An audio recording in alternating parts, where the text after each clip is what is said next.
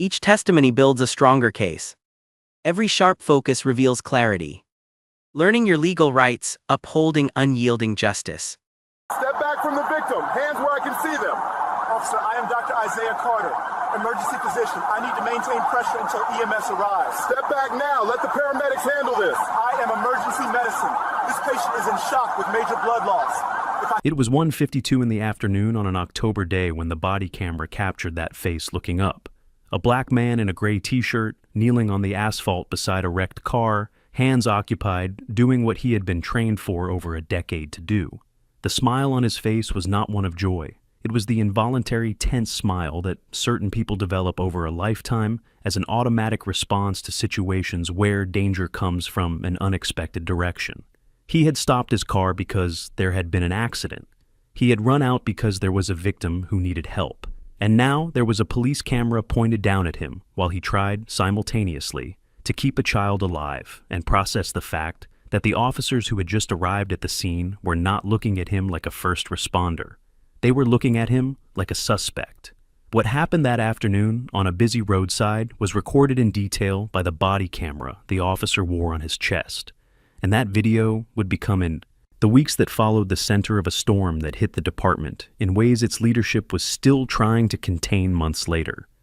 Not because the video showed explicit violence or dramatic physical confrontation, but because it showed something that in certain ways is harder to defend than violence. It showed the logic of an approach that had no justification beyond the appearance of the person being approached, and that logic was recorded with date, time, and enough clarity to leave no room for alternative interpretation. The man kneeling on the asphalt was named Dr. Marcus Webb. He was 38 years old that October afternoon, had spent the last 12 years of his professional life in one of the busiest hospitals in the state, and held the position of chief of the emergency medicine department, which meant he was, by definition and by training, exactly the kind of person you want present when there is an accident victim in immediate need of care. He had seen the impact happen in his rearview mirror while driving. He had braked, pulled over, and moved toward the wrecked vehicle before any other driver nearby had fully processed what had happened. There was a child in the back seat. There was an unconscious woman in the driver's seat. And there was Marcus, with his knees on the asphalt, doing what he knew how to do better than anyone else on that stretch of road at that specific moment. The patrol car arrived 4 minutes later. That detail matters because 4 minutes, in the context of physical trauma and unconscious victims, is a significant amount of time. Marcus had used every one of those 4 minutes. He had assessed the driver's condition, had stabilized the child's position, had checked vital signs with the methodical precision of someone who does this in packed emergency rooms at 3 in the morning. When the officers arrived and saw the scene, what was in front of them was a black man kneeling beside a wrecked car with his hands on a victim. That was the image they processed, and the conclusion they drew from that image would reveal, in the days and weeks that followed, something about how certain types of assumptions function in practice when they have authority and a weapon behind them. If this is your first time on this channel, welcome. What this story reveals goes far beyond a police error on a roadside, and every section that follows deepens something you will want to understand completely. Hit subscribe right now and tell me in the comments, have you ever tried to help someone and been misread for it? Tell me down below. The body camera kept recording as everything unfolded on that asphalt that October afternoon. It recorded the moment the officers arrived. It recorded the approach. It recorded what happened when Marcus tried to explain who he was and what he was doing. And it recorded, with a clarity that no verbal version of the story could fully replicate, the moment the situation went completely out of control in a way that would cost at least one person everything they had built over years of service. The doctor who had stopped to save a life was about to be treated as though he were the threat. Marcus had arrived at that stretch of road by chance, the way most things that change the trajectory of a life arrive, without warning and with no apparent logic beyond timing. He had left the hospital earlier than usual that afternoon because a private consultation scheduled for that morning had run longer than expected and had shifted his entire schedule for the rest of the day. He was driving in a state of functional fatigue, the kind that emergency physicians develop as a default operating mode after years of irregular shifts, when the impact happened less than 50 meters ahead of him. The sound was sharp and immediate. The car in front of him lost control, collided with the side guardrail, and stopped at an angle partially blocking the right lane. Marcus's training was not the kind that shuts off when you remove your white coat. 12 years in an emergency department create reflexes that function independently of context, of the clothes you are wearing, or of the fact that you were technically off duty that afternoon. He pulled his car onto the shoulder with the same automatic efficiency with which he would have responded to a code inside the hospital, stepped out of the vehicle, and moved toward the accident before he had consciously decided to do so.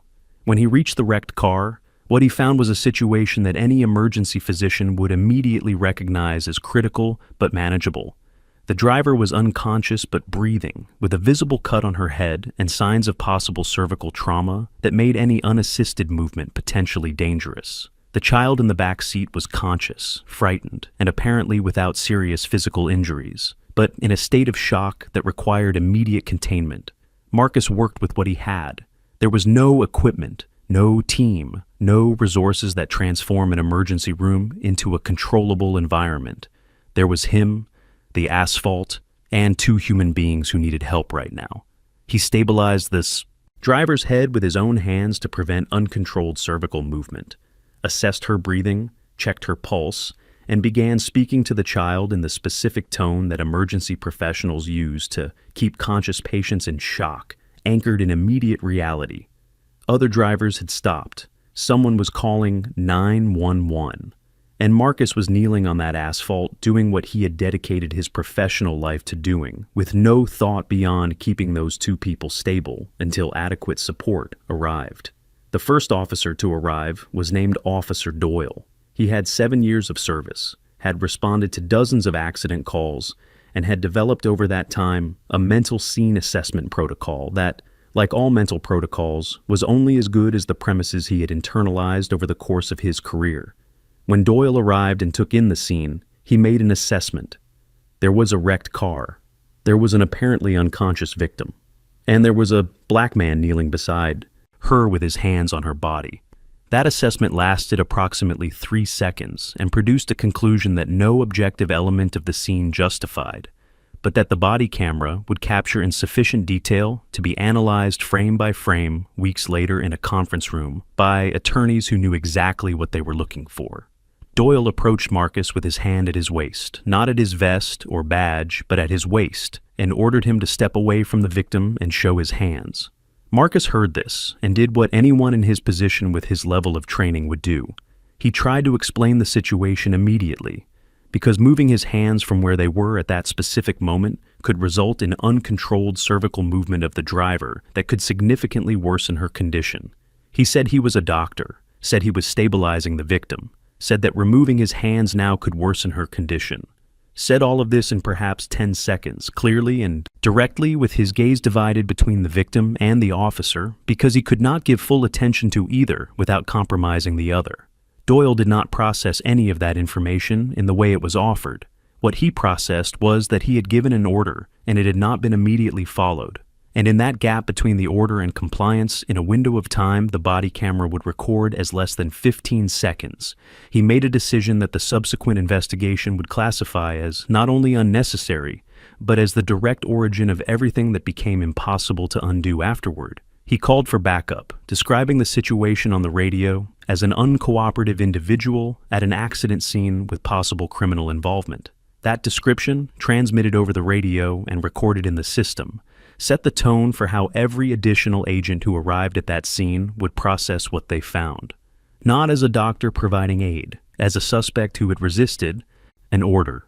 Backup arrived in less than 6 minutes. 2 additional patrol cars, 3 officers, all briefed over the radio with the description Doyle had transmitted. They arrived with the posture of people called to a risk situation, not to an accident scene where a healthcare professional was providing aid. That distinction between what was actually happening and what had been communicated over the radio was the chasm over which the entire subsequent sequence of events would be constructed. Marcus was still kneeling on the asphalt when the 2 patrol cars stopped. He had managed, in the minutes between Doyle's arrival and the arrival of backup, to keep the driver stabilized and the child calm enough not to worsen her own state of shock. He was doing the work. And then there were 4 officers around him with a completely different narrative about what that scene meant. The second officer to interact directly with Marcus was an agent named Torres. He was more experienced than Doyle, had undergone additional crisis situation training, and arrived at the scene with that specific energy of someone who had been informed there was resistance and arrived prepared to find it. When Torres approached and assessed the situation with his own eyes, something in that picture should have created a pause. There was a man kneeling with his hands in a position clearly consistent with medical stabilization, not aggression. There was a child nearby who was being kept calm in a clearly intentional and trained manner. There were other drivers stopped around who were observing the scene without any sign of alarm regarding the kneeling man. None of those elements was sufficient to create the necessary pause. Torres ordered Marcus to stand up and identify himself. Marcus responded that he was a doctor, that he was stabilizing a victim with suspected cervical trauma, and that he needed one of the officers to take over the position of his hands before he could move safely. That request was medically precise and operationally reasonable. It was exactly the kind of transition that paramedics and field physicians routinely make when there is a need to transfer stabilization responsibility from one professional to another. But Torres had no medical training and was not processing that scene as a care transfer. He was processing it as continued disobedience. And when Marcus did not stand up immediately after the second order, Torres signaled to the other agents and the situation escalated in a window of time the body camera would record as less than 20 seconds. Marcus was forcibly removed from his position. His hands were pulled away from the driver abruptly, exactly the kind of movement he had been trying to prevent from the beginning. Doyle's camera captured the moment the driver's head moved in an uncontrolled manner when the support of Marcus's hands was removed.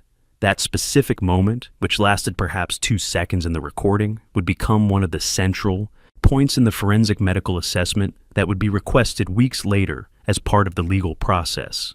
Because the question was not only what had been done to Marcus, it was also what had been done to the victim at the moment when the only qualified medical support present at the scene was forcibly removed by people who did not understand what they were interrupting. Marcus was placed on his knees on the asphalt with his hands behind his back while the officers tried to process the situation. It is at this moment that the body camera captures the image that would come to visually define all subsequent coverage of the case. Marcus looking up with that tense and involuntary smile, on his knees on the asphalt, with the officers surrounding him and the victim he had been treating visible in the background. He had asked to see the agent's identification, had repeated that he was a doctor, had calmly asked whether anyone present had sufficient medical training to assume care of the driver. Each of those interactions was being recorded, and the composure with which Marcus conducted them, kneeling on the asphalt with his hands handcuffed behind his back, was the kind of detail that experienced attorneys recognize as the behavior of someone who understands that the camera is the only ally available in that moment. The ambulance arrived 4 minutes after Marcus had been removed from the victim. The paramedics who stepped out of the vehicle assessed the scene quickly, and one of them, a professional with more than 15 years of experience, immediately identified that the driver's position had been altered in an uncontrolled manner at some recent point. He asked who had been treating the victim before their arrival. One of the officers pointed to Marcus, who was still kneeling on the asphalt in handcuffs. The paramedic looked at Marcus, looked at the officer, and asked a question that no one present could answer satisfactorily. Why the only medical professional at the scene had been immobilized instead of being incorporated into the care effort. The silence that followed that question was being recorded by Doyle's body camera, and that silence would be as eloquent as any word spoken that afternoon. Marcus was released at the scene approximately 22 minutes after having been handcuffed. The decision to release him did not come from a genuine reassessment of the situation by the agents present. It came from the moment when one of the paramedics, frustrated by the lack of clinical information about the driver's condition, asked Marcus directly about the vital signs he had recorded before being removed from the victim. That conversation, conducted with Marcus still on his knees on the asphalt, with his hands cuffed behind his back, had been recorded by Torres's camera. And what it showed was something that anyone with any understanding of emergency medicine would immediately recognize. Marcus providing, with absolute clinical precision and without any hesitation, a complete assessment of the victim's condition that was exactly the kind of information that only exists in the mind of someone with advanced medical training who had been physically present conducting assessments in the preceding minutes. The senior paramedic listened to that assessment, looked at the nearest officer, and said something in a low voice that the body camera captured with enough clarity to be transcribed later. He said that man had just given him more useful clinical information than anything the officers present had managed to preserve from the scene, and that if that information was accurate, and his experience told him it was, the decision to remove that man from the victim had potentially complicated the treatment in a significant way. It was not a formal accusation. It was a professional observation made in a tone that left little room for alternative interpretation, and it was recorded. Marcus was released from the handcuffs with no formal explanation, no apology, and no acknowledgement that what had happened in the last 22 minutes had been a mistake. One of the officers returned the belongings that had been removed from Marcus's pockets during the approach, including his car keys, his phone, and his wallet. Inside the wallet was the hospital badge with Marcus's photo, his title printed below the photo, and the name of the department he led.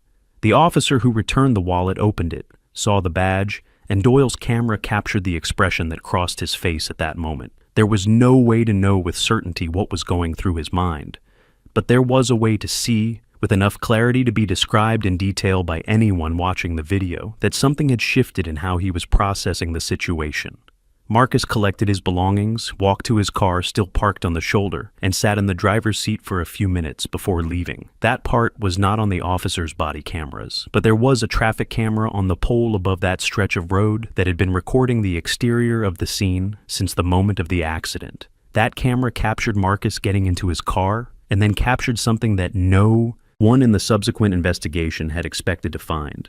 He got out of the car again, walked back to the paramedics, and spent another 6 minutes talking with them about the driver's condition and providing additional guidance on the management of the cervical trauma that had potentially been aggravated during his forced removal. He had just been handcuffed for 22 minutes without justification, and the first thing he did when released was go back to work. That image, captured by the traffic camera and not by the officer's body cameras, would become the second most important visual piece of the case after Doyle's camera. It showed with a clarity that transcended any verbal argument what Marcus had been at that scene from the very first second. A professional doing his job, even after having been treated as a criminal for doing it. When the attorneys who took on the case saw that second video for the first time, the assessment was immediate. Those two recordings together, the body camera showing the approach, and the traffic camera showing Marcus returning to help after being released, told a story so complete and so unambiguous that the only relevant strategic question was deciding how to present it as effectively as possible.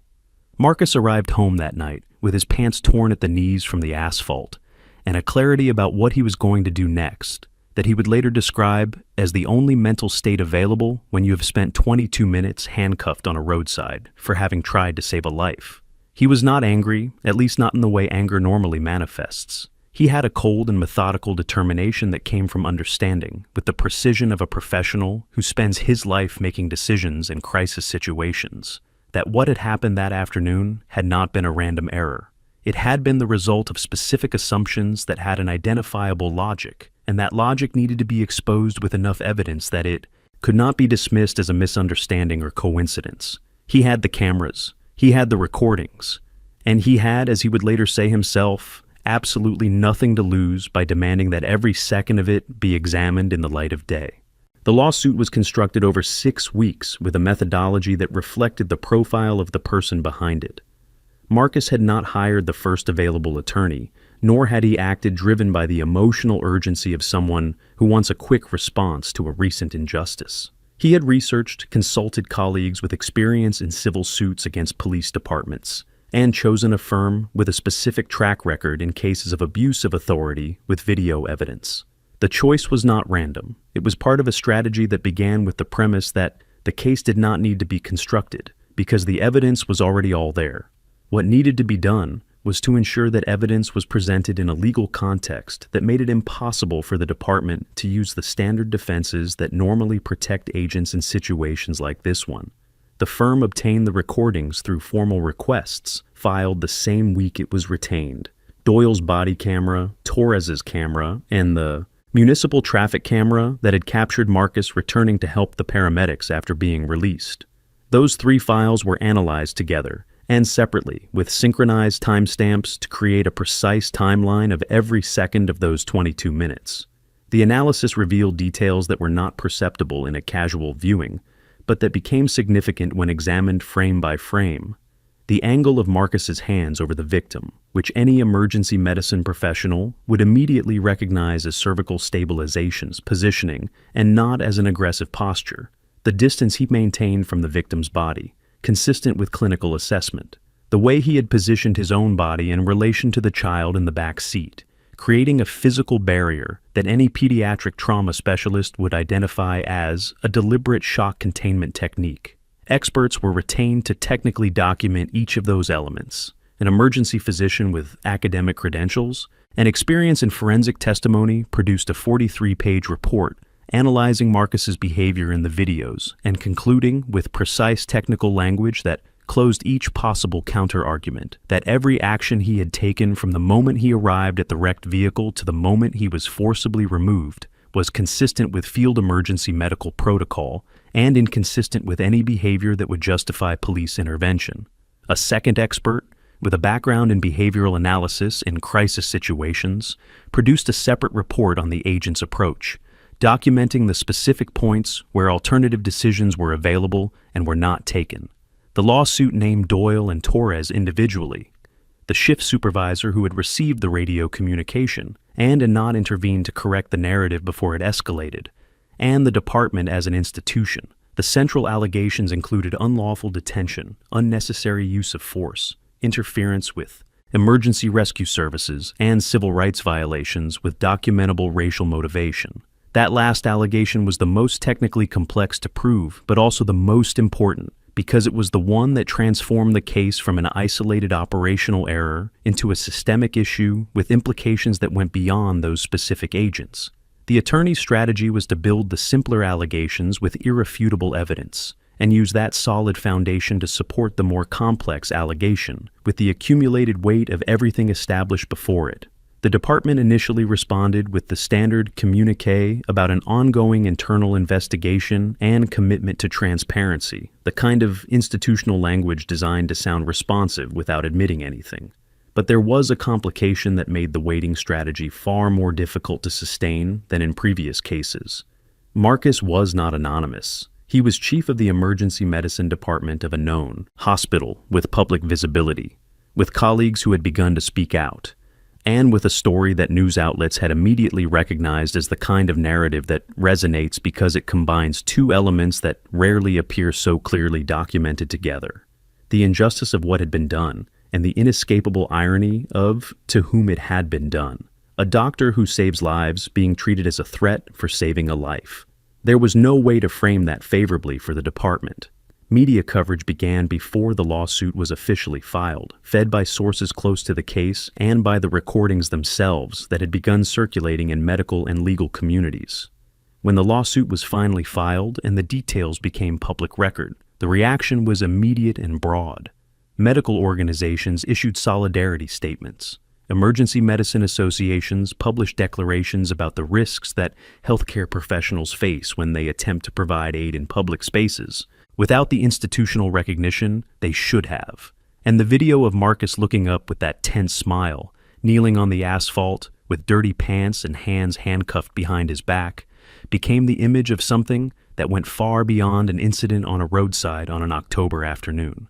It was the image of a system that had failed in a documented, precise, and impossible to ignore way. The department announced the results of its internal investigation on a Monday morning, 3.5 months after that October afternoon. The document was 17 pages long and concluded, in language carefully constructed to appear self-critical without being devastating, that the agents involved had made decisions that were not aligned with scene assessment protocols, and that the department recognized the need to review approach procedures in situations involving civilians providing aid. It was the kind of conclusion that serves to close an internal investigation without truly holding anyone accountable, the kind of document that exists to be cited as evidence of institutional good faith in settlement negotiations. Marcus's attorneys read the 17 pages in under an hour and sent the department a 2-sentence response, informing them that the internal investigation did not alter any aspect of the federal lawsuit, and that settlement negotiations, if the department had any interest in exploring them, would need to begin with a far more direct acknowledgement of what had happened on that roadside. The negotiations were long and at several points genuinely uncertain. The department had experienced attorneys and had, like every public institution with sufficient resources, the capacity to make a legal process costly and prolonged enough that the opposing party might consider accepting less than they deserved, simply out of exhaustion. But Marcus was not the kind of person who yields out of exhaustion. He was the kind of person who had spent 22 minutes kneeling on a roadside, with his hands handcuffed behind his back, and then gone back to help the paramedics when released. Exhaustion was not a variable the department's attorneys could use as leverage in those negotiations, and they discovered that progressively each time they tried an approach that depended on wearing down the other side's determination. Doyle was dismissed 4 months after the incident, after the internal investigation concluded that his initial radio description of the situation had been inaccurate in a way that had directly contributed to the subsequent escalation. Torres was dismissed 2 weeks later, after depositions revealed contradictions between his version of events and what the cameras showed at multiple specific points along the timeline. The shift supervisor who had received Doyle's communication and had not intervened received a 90-day suspension without pay and was demoted, a consequence that Marcus's attorneys had argued was insufficient, but that the final agreement ultimately accepted regarding that specific individual after securing additional conditions that made any recurrence extraordinarily costly from a disciplinary standpoint. The financial settlement was substantial. The exact figures were kept confidential by a negotiated clause, but sources close to the proceedings indicated that the amount reflected not only the immediate harm caused to Marcus, but also the department's assessment of the risk it would have faced in a public trial with those two recordings as central evidence. The agreement also included a set of institutional conditions that Marcus had insisted be as specific and verifiable as possible, because he had seen enough of how institutions respond to public pressure to know that vague promises of change rarely survive the moment that pressure subsides. The conditions included revised mandatory training on recognizing and interacting with healthcare professionals at accident scenes, with documented periodic evaluation. They included the creation of a specific protocol for situations where civilians with medical training are providing aid when police arrive, and they included the incorporation of Marcus's case, with all its details, into the training material for new agents. Marcus held a press conference the day the agreement was announced. He appeared in white hospital coat with his name and title, embroidered on the left pocket, and spoke for 12 minutes with the direct precision of someone who had thought carefully about every word before saying it. He said he had not fought for money, although the money was a fair consequence of what had been done. He had fought because the driver who was in the wrecked car that afternoon had survived without permanent damage, and a small but real part of that was due to the fact that there had been a doctor present in the first minutes. And he had fought because he wanted the next time a doctor or a nurse or an off-duty paramedic stopped at an accident and got out of their car to help, the first response of the agents who arrived at the scene to be to ask what that person needed and not to treat them as a threat. That was the change he wanted, and that was the change the agreement had attempted, within its limits, to begin creating. There is one final image that matters in this story, and it comes from none of the cameras. It comes from an account that the driver of the wrecked car gave to a local newspaper 6 weeks after the incident, when she had recovered enough to speak about what had happened. She said the last thing she had perceived before losing consciousness in that car was a voice, a calm voice, close by, that kept talking to her even when she could no longer respond. She had not seen the face of whoever was speaking, had not known the name. She only found out afterward when she watched the video, like everyone else. But she said that voice had been the reason she had managed not to completely panic in the seconds before she lost consciousness, and that waking up in the hospital without permanent damage was something she attributed, at least in part, to those 4 minutes in which a man she had never seen before had decided to stop his car and do the only thing he knew how to do, better than anyone else on that stretch of road at that moment. The cameras recorded everything, but that part, the part that mattered most, was not in any recording. Sir, we need to speak with you. May we come inside? What's this about? I'm busy right now. We received a report regarding your daughter's iPad. Some concerning files were uploaded to the cloud. Her iPad? I don't know what you're talking about. Sir, the service provider flagged the content and contacted us. We have a warrant. This is a mistake. It was an afternoon in January when that front door opened and the agent's body camera captured what was on the other side. A man in a blue t-shirt, confused expression, with a black girl in a floral dress standing behind him, holding a red cup with both hands. The way children hold things when they don't know what is happening, but can sense that something is wrong. The timestamp in the upper right corner of the recording read January 14th, 2025, 3:45 in the afternoon. It was an ordinary Tuesday. The girl had probably just come home from school, and ICE agents were at the door of her house because an iPad had given away her location without anyone, not her, not her father, not the agents themselves, having fully understood what that meant until it was too late. The story that led to that moment at the door began weeks earlier, in a chain of events that mixed technology, bureaucracy, and the kind of institutional error that only becomes visible when it has already caused enough damage to no longer be ignored. An iPad, a location application, a tip that originated from digital information misread by people who had the authority to act on it, but not the care necessary to verify what they were actually seeing. That combination placed federal agents at the door of a family that had done absolutely nothing wrong, and the body camera that recorded the moment that door opened would become the central evidence in everything that followed. The man who opened the door was named David. He was American, born and raised in the same state where that house stood, married for 11 years, father of 2 children. The girl behind him was his youngest daughter, who was 7 years old that January afternoon, and who at that specific moment probably did not understand why there were uniformed men in front of her house looking at her father with that expression. David understood even less.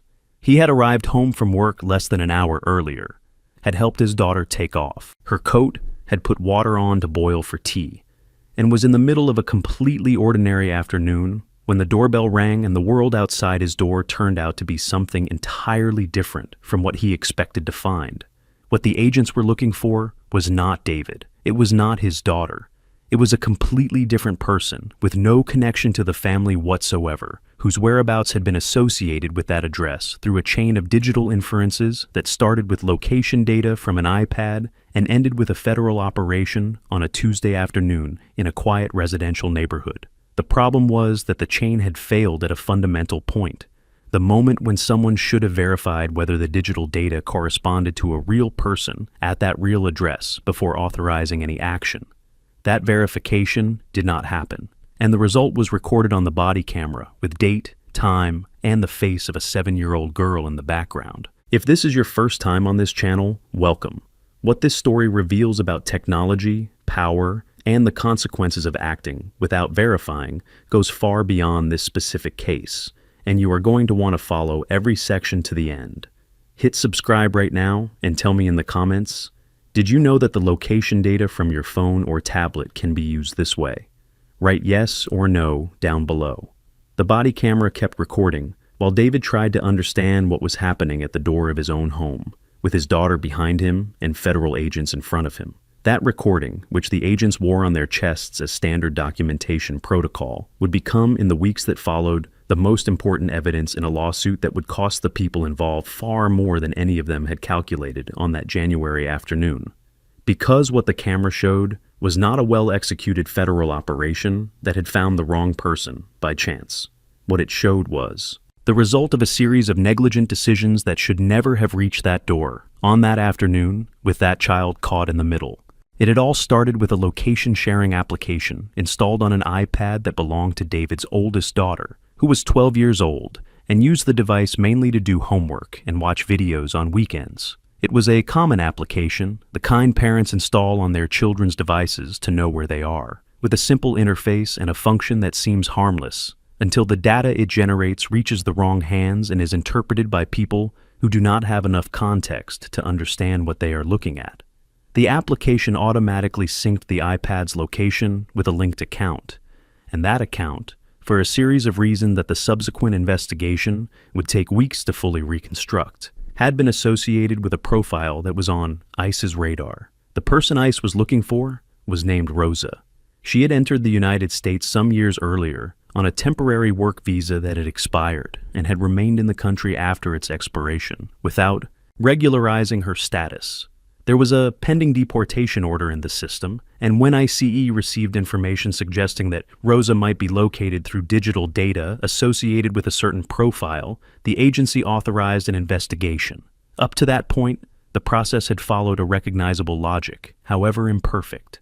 The problem began when the analysts responsible for interpreting the location data made an error that any additional verification would have immediately revealed. They confused the device with the person. David's daughter's iPad had been purchased secondhand through an online electronics resale platform about 8 months before that January afternoon. The seller was a distant cousin of Rosa who had wiped the device before selling it, or at least had attempted to. Some accounts and settings had remained partially linked to the original profile in a way that was not visible to whoever used the iPad day to day, but that appeared in data tracking systems as an active connection between the device and that profile. When ICE began monitoring the location data associated with Rosa's profile, what they found was the iPad signal, which at that point was in David's oldest daughter's backpack, going back and forth from school every day, spending weekends at the family's residential address. From the perspective of the analysts looking at that data on a screen, the pattern appeared consistent with someone living at that address. The location returned regularly to the same point. There was daytime and nighttime presence. There was the kind of regularity that tracking systems associate with a fixed residence. What the analysts did not do, and this is the failure that the subsequent legal process would place at the center of everything, was cross-reference that location data with any additional verification about who actually lived at that address. A basic public records search would have revealed that the house was registered in David's name. An American citizen. A utility records check would have shown the same. Any of the elementary steps that exist precisely to prevent this kind of error had been skipped, and no one in the approval chain had required them to be completed before the operation was authorized. The authorization for the operation was signed on a Friday. The agents were briefed the following Monday, and on the afternoon of Tuesday, January 14, 2025, a team of 3 ICE agents arrived at David's residential address with the operational conviction that they were going to the right place to find the right person. None of them had seen a photo of Rosa before arriving. None of them knew that the family living at that address consisted of a white man, his black wife, who was at work that afternoon, and 2 daughters, one 12 and one 7 years old. None of them had been informed that the link between the address and the profile they were investigating was based entirely on location data from an electronic device, with no additional human verification. David opened the door knowing none of this. He saw the vests, saw the uniforms, saw the expressions, and the first thing he felt was not fear, but genuine confusion, the kind that comes when the reality you are seeing does not fit into any context that makes sense. He had done nothing. His family had done nothing. He paid his taxes, had stable employment, had lived in that house for 6 years without a single incident, and yet there were federal agents at his door on a Tuesday afternoon with body cameras recording, and a 7-year-old daughter behind him trying to understand why her father had suddenly gone so quiet. What happened in the minutes that followed was recorded in every detail, and every detail would matter far more than anyone present in that moment could have imagined. The agents explained the reason for the visit in the technical and economical language that operations of this kind tend to produce, with no room for nuance, no opening for context. They were there in connection with an immigration investigation. There was a profile associated with that address. They needed to verify the status of all residents. David listened to all of this with that expression the body camera captured in detail, and that anyone watching the video later would immediately recognize as the expression of someone trying to process a reality that makes no sense. He was American. His family was American. He had bought that house, signed that mortgage, lived at that address for 6 years. The idea that there was an immigration investigation connected to his front door did not fit into any context available to him in that moment. What David did next was something many people in the same situation would not do, not out of lack of courage, but out of lack of knowledge about what is legally possible when federal agents are at your door. He did not step back. He did not invite the agents inside. He did not begin answering questions about the residents of the house or about anything else. He stood at the door with his daughter behind him and asked to see the documentation authorizing that visit. There was no search warrant, The agents had what the agency called an administrative order, an internal document that authorizes ICE agents to investigate suspected immigration violations. But that does not carry the same legal weight as a judicial warrant and does not authorize forced entry into a private residence without the resident's consent. That distinction between an administrative order and a judicial warrant is one of the most important and least understood in the context of ICE operations at private residences. An administrative order is issued by the agency itself, without review by an independent judge, and does not satisfy the Fourth Amendment. Requirements for entry into a home.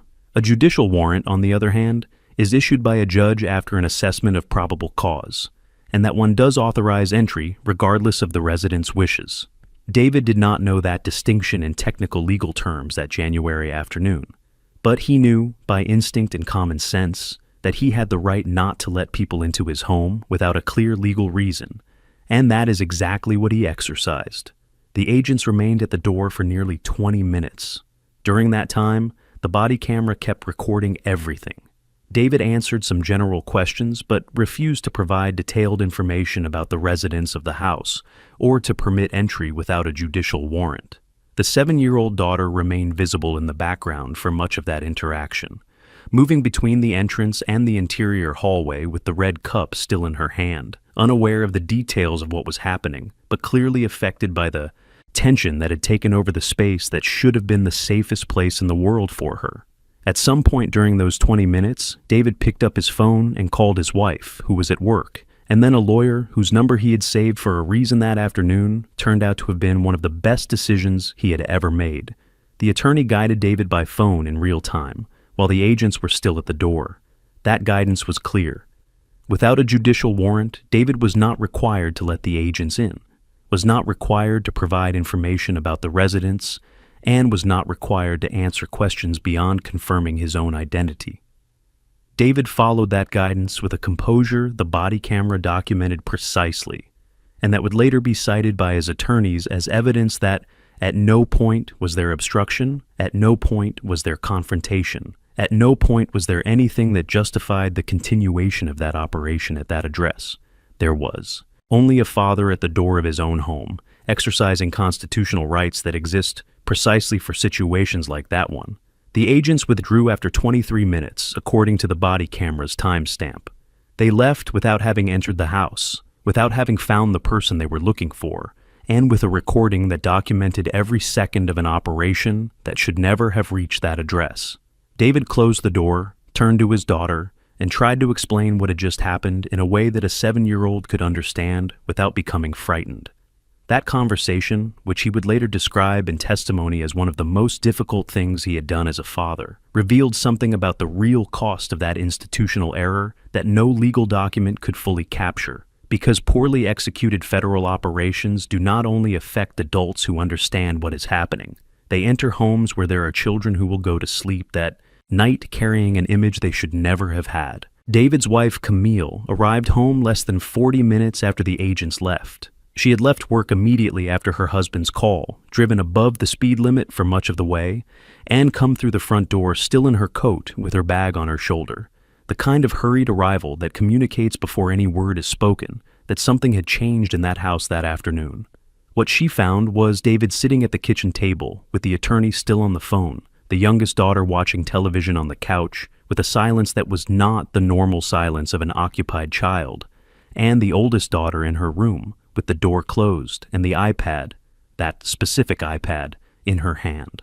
Camille listened to the full account, sat in silence for a moment, and then said something that David would later describe as the phrase that defined the direction of everything that followed. She said that this could not simply end there. Camille had personal and profound reasons for reacting that way that went beyond that specific day.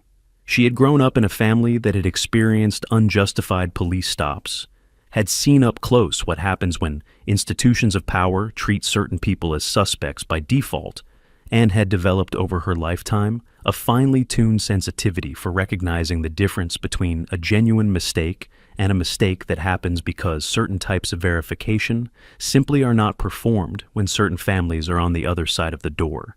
She did not yet know all the details about how the iPad had become the center of that operation, but she knew there was a body camera that had recorded everything, and she knew that recording needed to be preserved before any internal administrative process could make it disappear. The attorney who had guided David by phone specialized in civil law, not specifically in federal misconduct cases. But he had contacts, and one of those contacts was a firm in Washington that had litigated cases against federal immigration agencies before, and had developed through those proceedings a very precise understanding of where the agencies were vulnerable and where they had the capacity to defend themselves.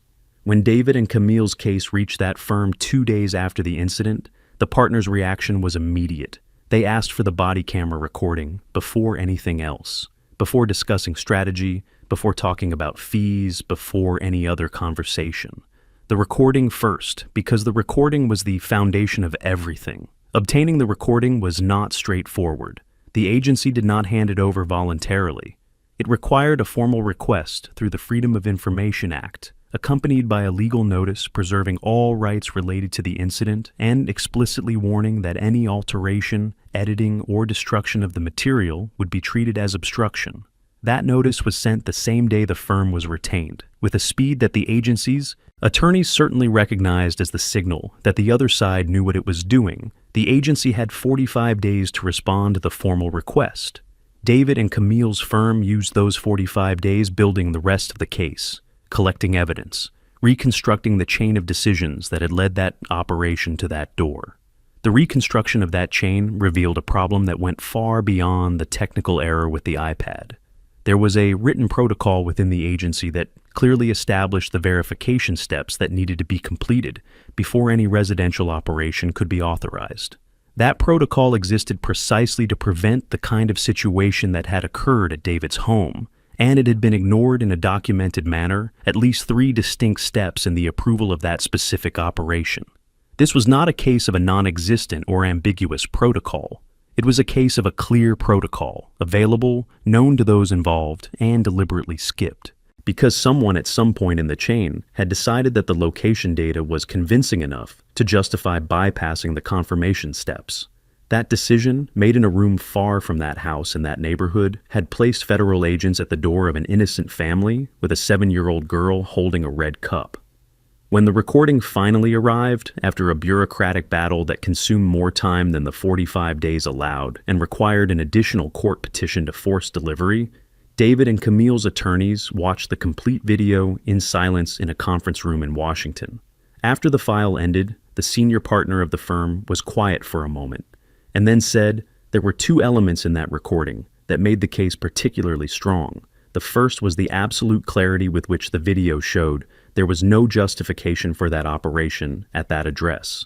The second was the child, not because her presence was manipulative or would be used in a sentimental way, but because she made it impossible to argue that the operation had been conducted with the minimum care the law requires when federal agents approach a private residence. A child visible in the background throughout that entire interaction was the most silent and most powerful evidence that something had gone fundamentally wrong long before that January afternoon. The lawsuit was filed in federal court on a March morning, 47 days after the incident. The document was 62 pages long and named the agency, the 3 agents individually, the analyst who had interpreted the location data without additional verification, and the supervisor who had signed the operation's authorization, knowing or having reason to know that the confirmation protocols had not been followed. Each defendant was named for a specific and documented reason, with precise references to the points in the decision chain where their individual responsibility could be established.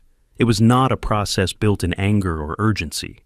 It was a document constructed with the methodical coldness of people who had spent weeks placing every piece in the right position before presenting the whole. The central allegations were 3. The first was Fourth Amendment violation, because the operation had been conducted without a judicial warrant and without the emergency conditions. The law recognizes as justification for dispensing with one. The second was serious operational negligence, because the approval chain had ignored established internal protocols that existed specifically to prevent operations based on unverified data. The third was documentable emotional harm caused to minors, an allegation the attorneys had included with specific evidence and that transformed the presence of the 7-year-old daughter in the video from contextual detail into a central legal element. That third allegation was the one that most concerned the agency's attorneys, because it was the hardest to refute with procedural arguments and the most likely to resonate with a jury in a way that transcended the technical details of the case. The agency responded to the lawsuit with the standard strategy that federal institutions use when they cannot deny the central facts but are unwilling to acknowledge them. They argued sovereign immunity for the agency as an entity, qualified immunity for the agents individually, and attempted to frame the entire situation as a good faith error committed by professionals acting within the reasonable limits of their operational authority. The qualified immunity argument is a legal shield that protects government agents from personal liability when their actions, even if wrong, did not violate clearly established constitutional rights that any reasonable person in their position should have known. It is a high standard of protection, and in many cases it works, but it has a very clear limit, and that limit is precisely the point where David and Camille's attorneys had built the case most carefully. For qualified immunity to hold, the agency needed to argue that a reasonable agent in the position of those three professionals could legitimately believe their conduct was constitutional, but the internal protocol that had been ignored existed precisely because the agency had already acknowledged in its own documents that operations based exclusively on digital location data without additional identity verification represented a risk of constitutional violation. In other words, the agency itself had documented that it knew about the problem and had created a procedure to avoid it. When that procedure was ignored, the argument that the agents could not have known they were violating constitutional rights collapsed completely, because there was an internal agency document saying they should have known. That detail, the existence of the internal protocol as evidence of prior institutional knowledge of the risk, was the moment when the agency's attorneys understood they were on far more difficult ground than they had initially calculated. They had assumed they could frame the case as an isolated technical error, the kind of thing that happens in complex operations and that courts tend to treat with some deference toward agencies. But the combination of the ignored protocol, the body camera showing a child, in the background throughout the entire interaction, and the detailed reconstruction of the decision chain that David and Camille's team had produced in the weeks before, the filing created a picture that was far harder to defend than a simple operational error. It was a picture of systemic negligence with human consequences documented on video. Conversations about a settlement began informally through intermediaries before the formal responses to the lawsuit were even fully exchanged. That early movement toward a negotiated resolution confirmed what David and Camille's attorneys already suspected, that the agency had made its own assessment of the video, the ignored protocol, and the minor children allegation, and had concluded that a public trial with those central elements presented before a jury was a risk the institution was not willing to take.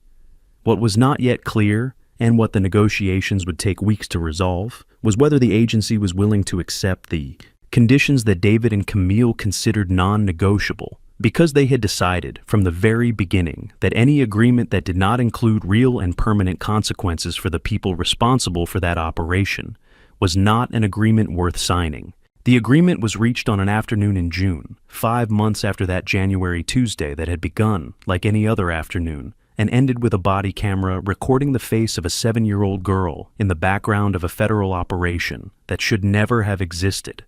The negotiations had been long, and at several points had seemed close to collapsing, especially in the moments when the agency tried to preserve the jobs of the agents involved through internal transfers that would technically keep them in service while removing them from direct operational roles.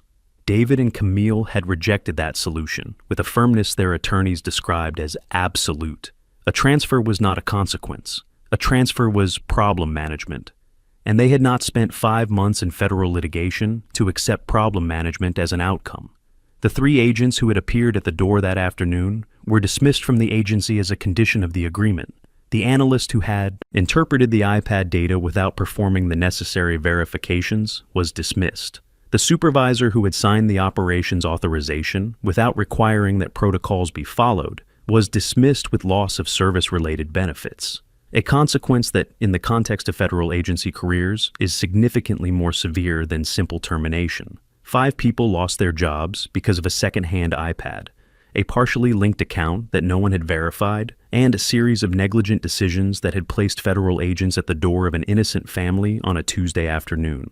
The financial value of the agreement was never publicly disclosed due to a confidentiality clause the agency had insisted on including, and that David and Camille's attorneys had accepted, after ensuring that all non-financial conditions were fully met and publicly verifiable. But beyond the amount paid, the agreement included 3 institutional obligations recorded as binding conditions. The first was the complete and documented revision of the identity verification protocol before residential operations, with the implementation of at least 2 independent levels of confirmation that needed to be completed and recorded before any authorization could be granted. The second was the creation of a periodic external audit mechanism for these operations, conducted by an entity independent of the agency. The third was the incorporation of the case, with all the details of the failure and its consequences, into the mandatory training of all new analysts and operational agents. Camille gave an interview a few weeks after the agreement was signed. She had been the driving force behind the decision not to accept any exit that did not include real consequences, and had also been the person who had insisted that the institutional obligations be as central as the financial value in the negotiations.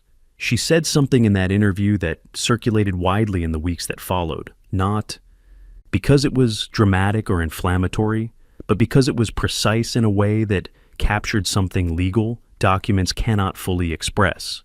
She said the problem had never been the iPad. The iPad was just the mechanism. The problem was that someone at some point in that chain had looked at a residential address, seen a location pattern that could have belonged to anyone, and decided that verifying who actually lived there was not a necessary step. And she said that decision had a name, even if no one at the agency was going to admit it out loud. David returned to work the week after the agreement was finalized. The daughters went back to school. The oldest daughter's iPad was replaced with a new device, with a completely new account and no connection to any previous history, and the location application was uninstalled by a family decision that required little discussion.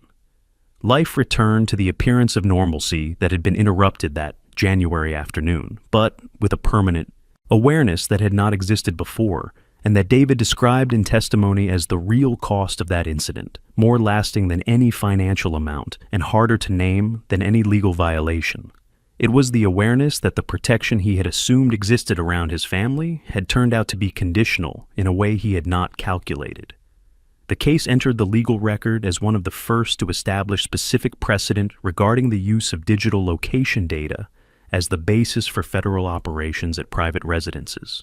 It was cited in legislative discussions about regulating the use of data by immigration agencies, and was referenced by digital rights organizations as evidence of the need for clearer limits on how data generated by personal devices can be used in government investigations. The body camera that had recorded everything that afternoon, the same equipment the agents had worn on their chests as standard protocol without imagining what that file would become, remained as public evidence viewable by anyone who wanted to see what happens when technology, power, and negligence meet at the door of a family that had done absolutely nothing wrong. Sometimes the camera meant to protect the institution is the same one that shows why it needs to be held accountable. We got a call. You need to come with us for verification. You need to leave. You have no warrant to be here. I am recording this. Get your hands off him. That's assault. 2 ICE agents believed they held absolute authority. They possessed an address. An anonymous tip phoned in from a prepaid cell. It was just past 6 a.m. when the pounding on the door broke the silence of that suburban home. Not ordinary knocking, the kind of pounding that does not ask permission, does not wait for an answer, that already communicates before a single word is spoken that whoever is on the other side did not come to talk. The man who walked to the door was still in his sleep clothes. He had not had coffee. He had not had time to process anything. And when he opened the door and found himself facing ICE agents in tactical vests carrying the energy of people who had arrived to execute an operation, the first thing he did was something none of them expected. He asked to see the warrant. There was no warrant. And what happened in the minutes that followed, inside that house, was recorded. The camera captured everything with a clarity that left no room for alternative versions, for misunderstandings, for defense narratives constructed after the fact. It was all there. Agents entering without legal authorization, hands being placed on a man who had committed no crime, the verbal resistance of someone who knew his rights and refused to surrender them, even with federal agents standing inside his own living room. The video began circulating before the sun had even fully risen that morning. The man being physically grabbed by an ICE agent inside his own home was named Marcus. And Marcus was not an ordinary citizen without resources, without knowledge, without anyone to call. Marcus was a chief of police. He had spent decades in public safety, had built an entire career within the structures of the very system now being used against him, and knew the law with the intimacy of someone who applies it every day. The irony of that moment, a police chief being physically restrained by federal agents without a warrant inside his own home, was so brutal that the first people who saw the video thought it was staged. It was not. It was completely real, and what made that situation even more explosive was the sequence of events that followed in the hours, days, and weeks after that morning, because the agents who entered that house without a warrant, who put their hands on Marcus without legal justification, who ignored every protocol they themselves were required to follow, had failed to calculate one fundamental thing: that the person they were approaching knew exactly what they were doing wrong, knew exactly how to document it, and had precisely the contacts necessary to ensure that no one would forget. If this is your first time on this channel, welcome. This story gets more intense with every section, and you are going to want to follow it all the way to the end. Before we continue, hit subscribe and tell me in the comments, do you believe this could happen to anyone, or does it only happen to certain people? Tell me down below, because that question matters deeply to what this story is about to reveal. The video from that morning became one of the most watched and most discussed recordings in the debate about federal abuse of power in the United States during that period. Not because it was the only case of ICE agents entering homes without a warrant, but because this time the person on the other side of the operation had a name, had a title, had decades of documented public service, and had a camera recording every second. And because when everything was over, the careers that were destroyed did not belong to the man being grabbed. They belonged to the ones doing the grabbing. Marcus had arrived in that city nearly 20 years before. He came young, with a criminal justice degree in hand, and a quiet determination that the people around him took a little time to recognize, but that never disappeared.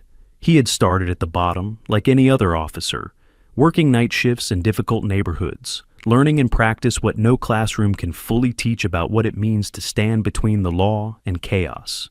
He had risen slowly, without shortcuts, accumulating respect in the way that can only be built through time and consistency. And when he was appointed chief of police, it had been unanimously the kind of decision that happens when no one in the room has a legitimate argument against it. The house where Marcus lived was the house he and his wife had bought 16 years earlier, when the neighborhood was still developing and the lots were more affordable. They had renovated slowly over the years, one room at a time, the way middle-class families build. There's spaces when there is no money to spare, but there is enough patience. It was an ordinary house, American suburb, with a lawn in the front and a 2-car garage. The kind of house that draws no attention, that blends in with the others on the street, that exists simply as the place where a family sleeps, eats, and begins and ends its days. There was nothing in that house that justified what happened that morning. ICE had received a tip. That was the official starting point of the entire operation. An anonymous report alleging that an undocumented individual was residing at that address. This kind of tip arrives by the thousands every month to immigration agencies, and the vast majority of them are investigated with some level of due diligence before any action is taken. There is a protocol. There is a verification chain. There is, above all, the constitutional requirement that federal agents obtain a judicial warrant before entering a private residence, unless there is an immediate and documentable emergency justifying warrantless entry. None of that was followed that morning. What the agents who arrived at that house at 6 in the morning did not know, or did not bother to verify, was the identity of the resident.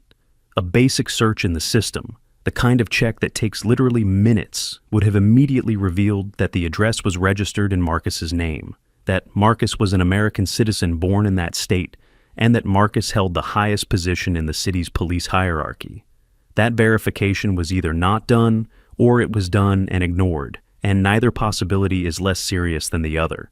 Because if it was not done, it reveals an operational negligence that puts any citizen at risk, who has the misfortune of being targeted by an anonymous tip. And if it was done and ignored, the problem is far more serious than negligence. The team that knocked on that door consisted of 4 agents, all uniformed, all in tactical vests with the ICE acronym in yellow letters on the back, all carrying the posture of people who had been briefed for a containment operation and not for a verification visit. When Marcus opened the door and asked to see the warrant, the response he received was not a legal explanation. It was pressure. The agents pushed forward, and when Marcus did not step back, when he held his ground at his own threshold and kept demanding legal documentation, one of the agents put his hands on him and attempted to push him further inside the house. That was the moment the camera captured most clearly. That was the moment that destroyed careers. What the agents did not know, as that entire scene unfolded in Marcus's living room, was that the person recording was not just a frightened family member trying to document an abuse out of instinct. It was Marcus's wife, a woman who had been married to a police chief for nearly 2 decades and who knew, with a precision that came from years of living alongside security protocols, exactly what needed to be captured in that video for it to be useful afterward. She kept the camera steady. She made sure the agents' faces were visible. She made sure the interior of the house was visible, proving that the entry had occurred without authorization inside a private residence. Every second of that recording was, without the agents realizing it, evidence being built against them. The video lasted just under 4 minutes. 4 minutes that contained enough to end careers, open federal investigations, and put the name of that operation in the headlines of news outlets that the agents involved had probably never imagined would be covering a case like theirs. Marcus had been released that same morning after one of the agents finally ran the check that should have been done before anyone knocked on that door and discovered, with an embarrassing swiftness, exactly who the man was that they had just grabbed inside his own home.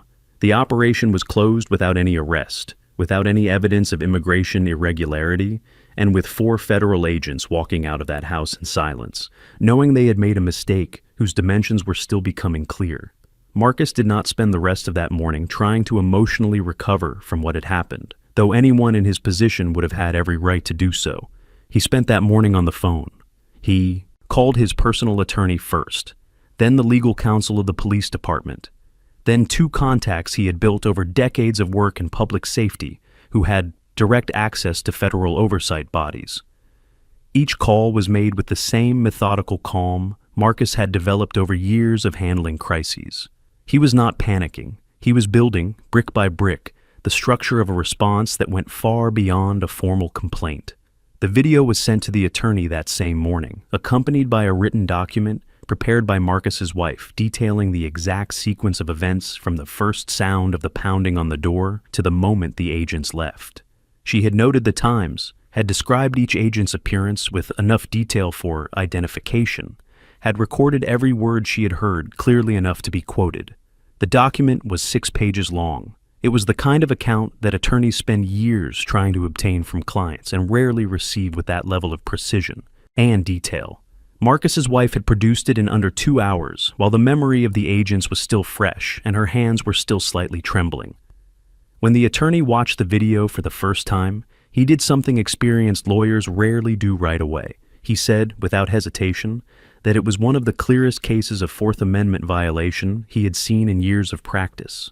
The Fourth Amendment of the United States Constitution protects citizens against unreasonable searches and seizures, and requires that government agents obtain a warrant based on probable cause before entering a private residence.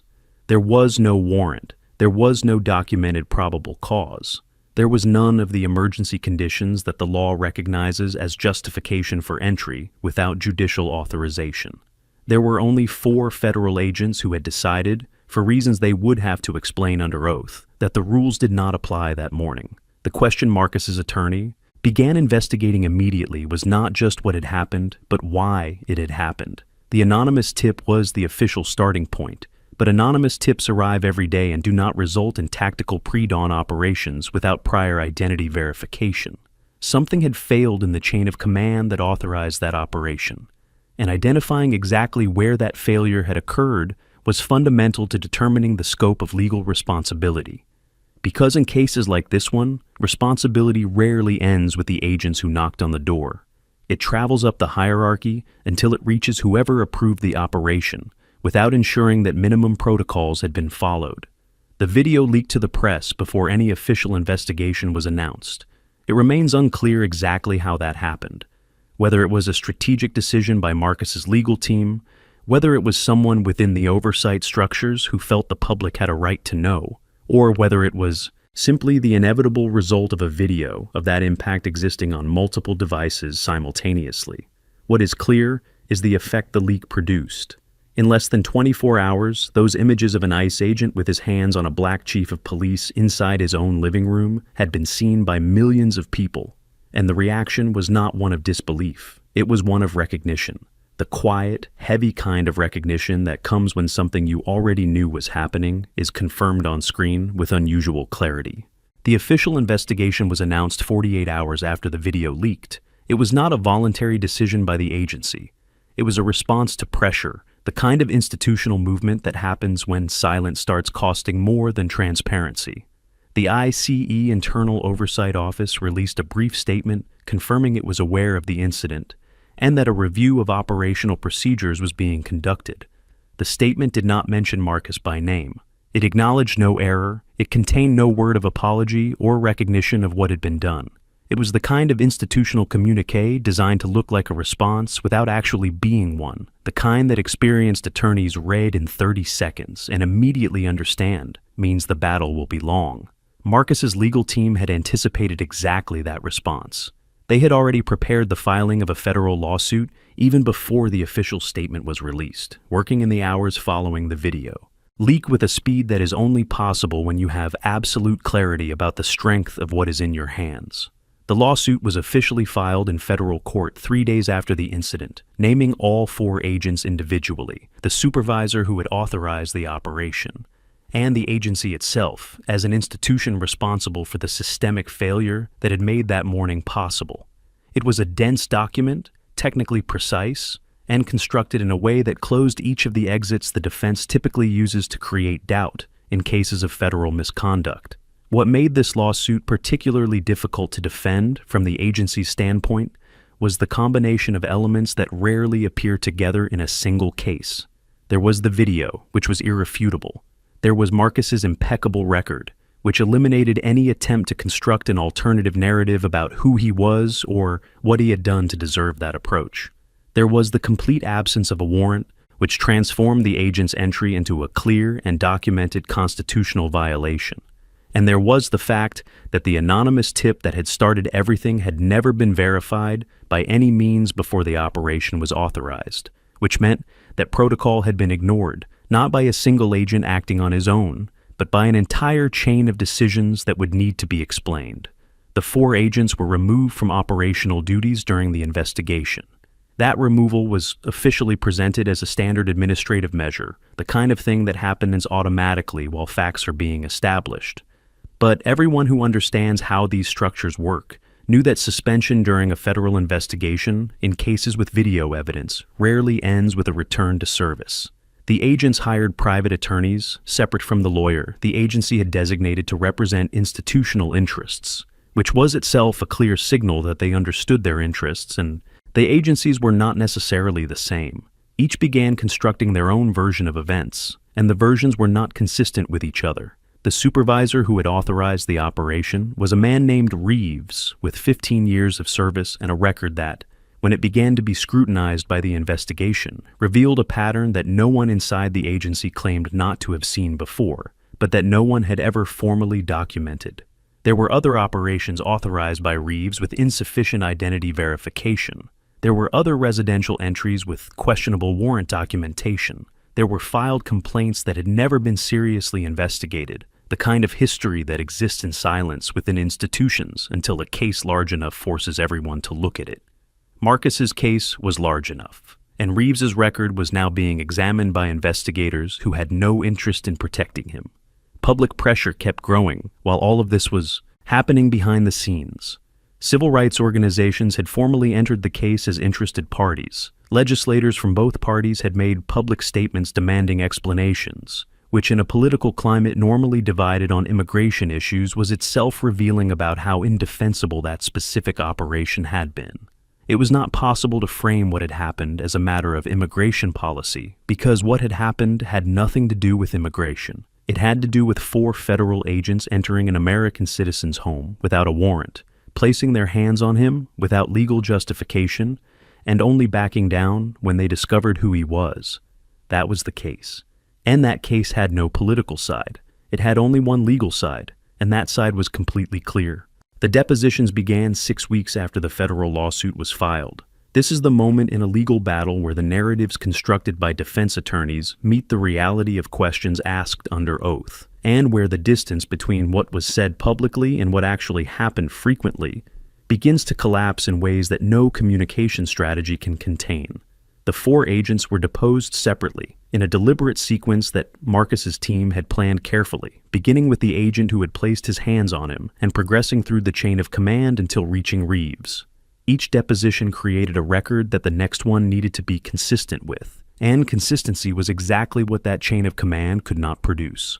The first agent to be deposed spent 3 hours answering questions about the events of that morning. His initial version was the rehearsed one, that the operation had followed protocol, that entry into the residence had been voluntary on the part of the resident, and that the force used had been minimal and justified by the resistance encountered. Each of those points was then confronted with the video, frame by frame, second by second. Marcus's attorney had prepared a detailed technical analysis of every moment in the recording, with precise timestamps and objective descriptions of what was happening in each frame.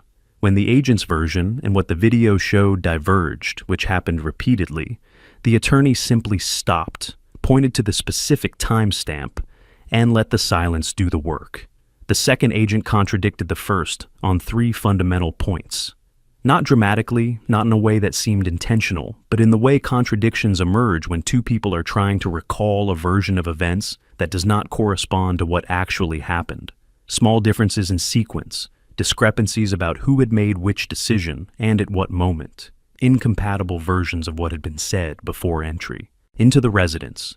Each contradiction was documented by Marcus's attorneys with the quiet precision of people who knew they were building something that would be very difficult to dismantle later. The third and fourth agents deepened the contradictions rather than resolving them. Reeves was the last to be deposed. He arrived with 2 attorneys, one designated by the agency and one he had hired privately at his own expense, which communicated before any word was spoken that he understood the gravity of his position. His answers were carefully calibrated, the kind of testimony that is clearly the product of many hours of preparation with experienced lawyers. He acknowledged that he had authorized the operation. He stated that he had relied on the information provided by the team that had received the tip. He denied having known that the identity verification protocols had not been followed, and when confronted with the history of other operations with questionable documentation, he responded that each case had been handled according to the information available at the time, a phrase designed to sound reasonable while admitting nothing. What Reeves had not calculated was the volume of internal documentation that Marcus's team had obtained through formal public records requests, internal emails, operational reports, communication records between the agents and the supervisor in the hours before the operation. This material had been requested through the legal mechanisms available in this type of proceeding, and the agency had attempted to block part of the access by citing operational security concerns. The judge overseeing the case had rejected most of the blocks, determining that procedural transparency prevailed over institutional objections when there was prima facie evidence of constitutional rights violations. The material that reached Marcus's attorneys contained enough to transform what was already a solid case into something the agency simply could not defend in a public trial. Settlement negotiations began discreetly, through indirect channels, before the depositions were even fully completed. This is always the signal that the party being sued recognizes, at some level, its attorneys are not yet authorized to admit publicly that a trial would be worse than any agreement that could be negotiated now. The agency had an interest in avoiding a trial for reasons that went far beyond Marcus's specific case. A public trial with that video as the central evidence, with the contradictions between the agents' testimonies exposed before a jury, with Reeves's history being presented in detail, would create a precedent and a public record that would affect the agency far beyond that one case. Marcus knew this. His attorneys knew this. And they had no interest in facilitating an exit that did not fully reflect what had been done. The agreement was announced on a Thursday morning, 4.5 months after that 6 o'clock operation that had started everything. The figures were substantial, the kind of amount that federal agencies rarely agree to pay without a very clear awareness that the alternative would be worse. But Marcus had made it clear from the beginning, through his attorneys and at every moment of the negotiations, that money was not the center of what he was seeking. He had spent decades building a career dedicated to the idea that the law applies equally to everyone, that no one is above the protocols that exist to protect citizens from abuses of power, and that accountability is not optional when there is sufficient evidence that something wrong was done. He was not willing to accept an agreement that did not reflect that idea in a concrete and permanent way. The non-financial conditions of the agreement were, in many respects, more significant than the amount paid.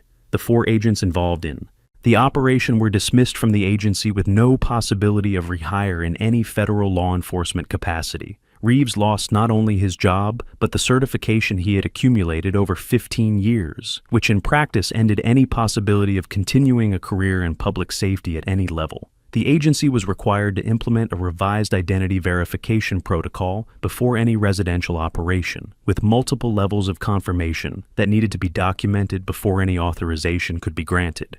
And Marcus's case was formally incorporated into the mandatory training material for new agents, not as an abstract example of what not to do, but as a specific case with names, faces, and real consequences. Marcus held a press conference the day after the agreement was announced. He appeared in uniform, which was a deliberate and meaningful choice. He was there not only as the victim of that specific incident, but as the chief of police of that city, representing an institution that had as much interest as any citizen in ensuring that federal agents operated within the boundaries of the law. He spoke for just over 10 minutes, without notes, without a teleprompter, with the direct clarity of someone who had thought deeply about what he wanted to say and had arrived at the essential. He said the agreement was not a personal victory. It was an obligation fulfilled. What Marcus said at that press conference about the video continued to be quoted in the weeks that followed in discussions about transparency and accountability in federal operations. He observed that the recording his wife had made that morning had not changed what had happened. The agents had still entered without a warrant, hands had still been placed on him without legal justification. The abuse had still occurred. What the video had done was make it impossible to deny that it had occurred, and that distinction between what happens and what can be proven to have happened was the center of everything. Because without that recording, the agency's version would likely have prevailed, as it prevails in countless cases, where there is no camera, no witnesses with sufficient credibility, and no one with the resources necessary to sustain a legal battle against a federal agency. The dismissed agents disappeared from public view with a speed that contrasted with the impact the case had caused. There were no statements, no interviews, no public attempt to present an alternative side of the story. Their attorneys had clearly advised them that silence was the only reasonable strategy available, and they followed that advice. Reeves attempted, through the union representing federal agents, to reverse part of the conditions of his dismissal, arguing he had been treated disproportionately for a decision made in good faith with the information available. The argument did not survive the first levels of review. The information available had included a functioning camera near the neighboring community mailboxes and a federal database with Marcus's name and title 1 click away. Good faith had a very clear limit there. What this case left as a permanent record goes beyond the careers ended and the settlement paid. It entered the legal literature on Fourth Amendment violations in immigration operations. It was cited in congressional hearings on federal agency oversight. It became one of the most referenced examples in discussions about what happens when power meets no informed resistance, when people who should know the law decide it does not apply to them in that specific moment, and when the only thing separating impunity from consequence is a camera in the right hands. Marcus returned to work.